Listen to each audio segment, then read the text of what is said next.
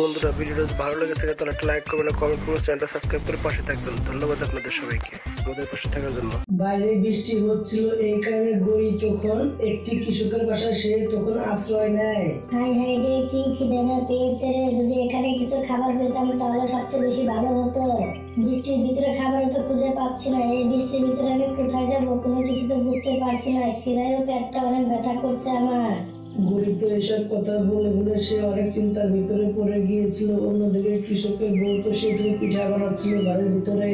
গড়ি তখন সেই গন্ধটা শুনতে পায় এবং গড়ি তখন কুচি দিয়ে দেখতে থাকে ঘরের ভিতরে কি পাকাচ্ছে। আরে বউ, বাহ বাহ, তুমি কি খাবারটা পাকাইয়েছো গো? এত সুন্দর পিঠা বানিয়েছো, জিভে করে জল চলে আসছে। খুব মজা করে খাবো। আরে বাহ, খুব মজা হবে আজকে। দেখি সুন্দর করে পিঠা বানিয়েছে কৃষকের বউ। আজকে আমিও খাবো পিঠাগুলো, মজা করে চুরি করে খেতে হবে আমাকে। গড়ি তো এসব কথা বলে খুবই খুশি হচ্ছে। সেখানে দাঁড়িয়ে দাঁড়িয়ে সে তখন লুকিয়ে তখন ঘরের ভিতরে উড়ে চলে যায়। গরিব যখনই সেখান থেকে একটি পিঠা নিতে যাবে তখনই কৃষক তার মাথায় ইচ্ছা মতো ধোলাই করতে থাকে, মারতে থাকে। শালা কৃষক কি মারা পেট আমাকে মেরেছে রে। আমার হাত পা সব ভেঙে গিয়েছে রে। এখন আমি যাবো কি করে উড়ে এখান থেকে? খুবই বিপদে পড়ে গিয়েছি। গরিব যখনই উড়ে যাওয়ার চেষ্টা করে সে উঠতে পারছিল না, কারণ সে অনেক ব্যথা পাচ্ছিল। ধাপ করে সে তখন নিচে পড়ে যায়। গরিব তখন হাই হাই রে, আমার পাটনা টুকরা সব ভেঙে গিয়েছে রে। আজকে পিঠা খেতে গিয়ে আজকে আমার অবস্থা খুবই খারাপ হয়ে গিয়েছে। কেউ আমাকে বাঁচাও। গরিব যখন সেখানে পড়ে থাকে তার অবস্থা খারাপ হয়ে গিয়েছিল। অন্যদিকে কালো খুঁজতে বেরোচ্ছিল গরিকে। আরে টুকনা আপু, তুমি কি গরিকে দেখেছো নাকি? গরিকে কোথাও খুঁজে পাচ্ছি না, জানি না কি হয়েছে, কোথায় গিয়েছে। কালু ভাই, আমি তো গরিকে দেখেছিলাম, অনেক আগে দেখেছিলাম মানুষের বস্তিতে। তারা সে চলে গিয়েছিল, আমি তো দেখেছিলাম। তারা দুজন এসব কথা বলতেছিল। সেখানে তখন টিয়া পাখি চালু করে উড়ে চলে এসে কালুকে বলতে থাকে, কালু ভাই, আমি দেখে আসলাম গরিব মহলের ভিতরে পড়ে আছে মানুষের বস্তির ওইখানে। তোমরা চালু করে যাও গরির কাছে। গরিব অনেক ব্যথা পেয়েছে, তার হাত পা চলে গিয়েছে দেখলাম। কালু আর টুনটুনি পাখি তারা দুজন তখন উড়ে চলে যায় তখন গরির কাছে সেই জায়গায়। কালু কৃষক আমাকে কি মারা টাইনা মেরেছে। আমার হাত দুটো সব ভেঙে ফেলেছে, আমি উঠতে পারছি না। কালুর শয়তান কৃষক আমার মাথাগুলো সবই ভেঙে দিয়েছে। আমি একবার একটু উঠতে পারবো না। চালু করে আমাকে তুমি বাসায় নিয়ে যাও। টুনটুনি পাখি তখন কালুর ঘাড়ের উপরে তুলে দেয় গড়িকে। তুলে নিয়ে তখন তারা সেখান থেকে কালুর বাসায় চলে আসে। গড়ি তো সবকিছু বলতে থাকে, জানো তো তুমি এত সুন্দর সুন্দর পিঠা বানিয়েছিল, সেই পিঠাগুলো খেতে চেয়েছিলাম। এই কারণে ইচ্ছা মতো আমাকে ধোলাই করেছে। ধরা পড়ে গিয়েছিলাম পিঠা খেতে গিয়ে। আমাকে ইচ্ছা মতো তারা ধোলাই করেছে। আমার মালগুলো সব ভেঙে দিয়েছে একবারে। দেখো বুড়ি, আমি তোমাকে বারবার বলেছি তুমি চুরি করবে না। চুরি করতে গেলে মানুষ কিন্তু ভালো না। ইচ্ছা মতো ধোলাই করে তোমার হাতটা ভেঙে দিলে, তাই বলে তো তুমি চলো চুরি করতে গিয়েছিলে বলো। চুরি করতে গিয়ে এখন হাতটা ভেঙে দিয়েছো, ভালোই হয়েছে তোমার।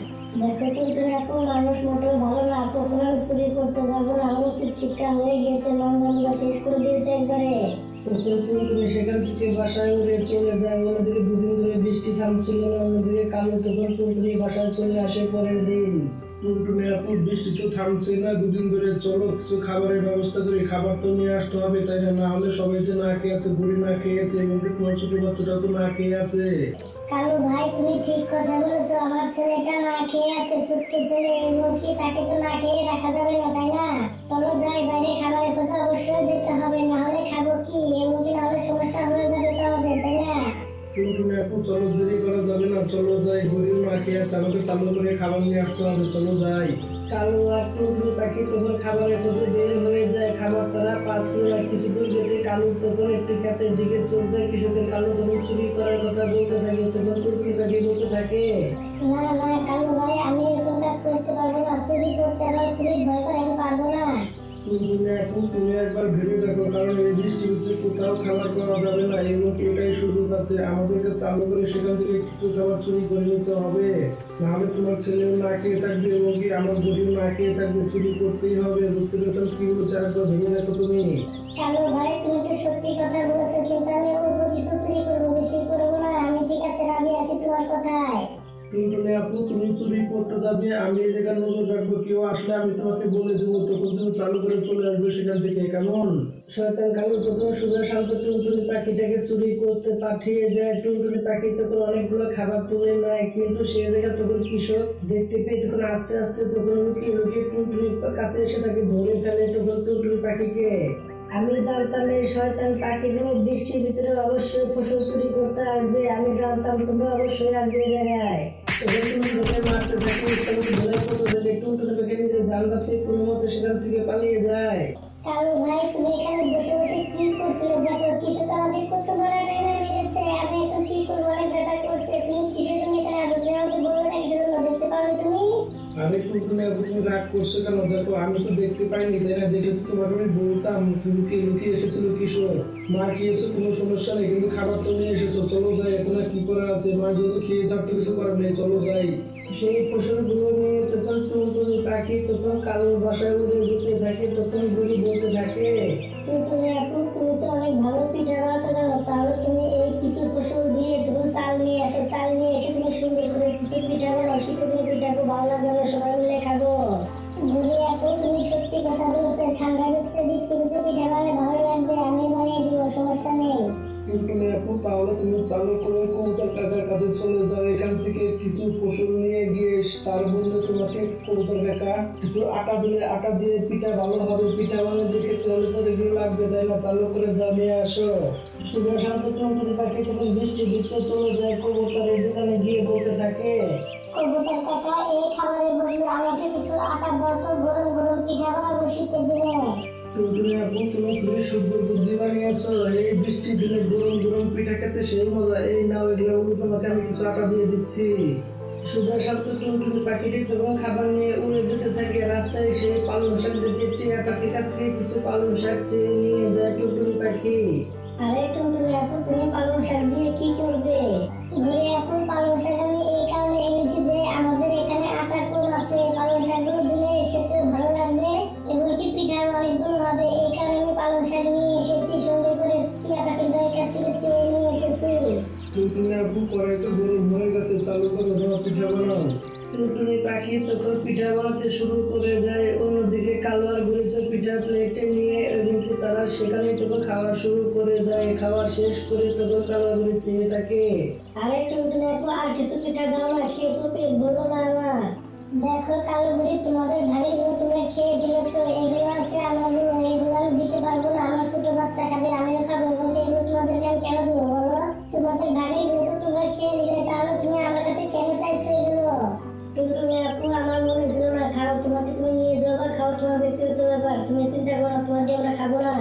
এসব কথা বলতেই ছিল। অন্যদিকে কালো তো চালাক ছিল, থাপাদার খাবারটি নিয়ে এসে তখন খাওয়া শুরু করে দেয়। অন্যদিকে টুনটুনি পাখি তো চেয়ে চেয়ে দেখতেই থাকে।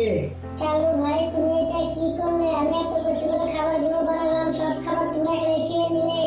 টুনটুনি আপু, দেখো তুমি রাগ করো না, দেখো আমার স্বামী কন্ট্রোল করতে পারেনি, কালো ভালো খাবার পেয়ে সে কন্ট্রোল করতে পারেনি, সে খেয়ে ফেলেছে, তুমি কান্নাকাটি করো না টুনটুনি আপু।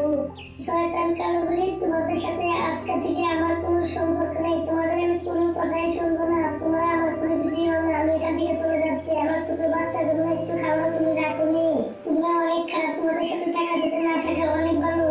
টুনটুনি পাখি সেখান থেকে উড়ে যাচ্ছিল আর অনেকটাই কান্না করছিল। সে সেখান থেকে যেতে বসে একটি ডালের উপরে সে বসে বসে কান্না করছিল। তখন একটি জাদু করে তাকে দেখে ফেলে। টুনটুনি পাখি, তুমি কান্না করছো কেন? তোমার কি হয়েছে? তুমি এভাবে কান্না করছো কেন? টুনটুনি পাখি তখন সব কিছু বলে দেয় সেই পরীর কাছে। বলেন করে আপু, এখন আমি কি করবো? আমার সন্তানটি না খেয়ে আছে, কান্না করবো না, কি করবো বলেন? তখন সেই পরী জাদুর একটি লাঠি দেয় টুনটুনি পাখিকে। টুনটুনি পাখি, আমি তোমাকে যে জাদুর লাঠিটি দিয়েছি সেটা শুধু একমাত্র তোমার কথাই শুনবে, আর কারোর কথাই কিন্তু শুনবে না। আর তুমি কখনোই চুরি করবে না, তুমি এই লাঠির কাছে যা চাইবে তাই পাবে, চুরি করবে না কখনো। যাও, তুমি বাসায় চলে যাও এখন। টুনটুনি পাখি তো অনেকটাই খুশি হয়ে গিয়েছিল, জাদুর লাঠি নিয়ে তার বাসায় চলে যায়। জাদুর লাঠি আমাদেরকে কিছু মিষ্টি মিষ্টি কিছু পিঠা দাও। সেই জাদুর লাঠিটি তখন টুনটুনি পাখিকে অনেকগুলো পিঠা দিয়ে দেয় এবং কি তার সাথে খেতে বসে যায়। টুনটুনি পাখি তখন খাওয়া শুরু করে দেয়। অন্যদিকে বৃষ্টি হচ্ছিল 2-3 দিন ধরে। বৃষ্টি তো কোনো মতেই থামছিল না। অন্যদিকে কালোয়াগুলি জানতে পেরে গেছিল একটা জাদুর লাঠি আছে টুনটুনি পাখির কাছে। তখন তারা চুরি করতে চলে আসে টুনটুনি পাখির কাছে। কালু চালু করে তোলো জাদুর লাঠিটা নিয়ে এখান থেকে পালিয়ে যায়, চালু করে নিয়ে নাও। শয়তান কালু ঘড়ি, তোমরা কি ভেবেছো আমি ঘুমে শিখেছি? ঘুমে আসিনি, 80 দিনকে তুমি আমার সাথে মোটেও ভালো কাজ করোনি। তোমার কাছে উচিত শিক্ষা দেবো, জাদুর লাঠি ওদেরকে ইচ্ছা মতো ধোলাই করো। জাদুর লাঠি তখন কালো কালোগুলিকে তখন ইচ্ছা মতো ধোলাই করতে থাকে। অনেক ধোলাই করতে থাকে, এত ধোলাই করে যা বলার বাইরে। কালোয়াগুলি তো কোনো মতে তাদের জীবন নিয়ে সেখান থেকে পালিয়ে চলে যায় খুব কষ্ট করে। অন্যদিকে টুনটুনি পাখি তো খুবই আরাম মতো সেই লাঠির সাথে বসবাস করছিল। বৃষ্টির দিনে তারা মজার মজার খাবার খাচ্ছিল। বন্ধুরা গল্পটার সাথে সাথে শেষ হয়ে যায়। বন্ধুরা আমাদের গল্পটা যদি ভালো লেগে থাকে তাহলে একটা লাইক করবেন, একটা কমেন্ট করবেন, আর চ্যানেলে নতুন হলে চ্যানেলটি সাবস্ক্রাইব করে পাশে থাকবেন। ধন্যবাদ আপনাদের সবাইকে আমাদের পাশে থাকার জন্য।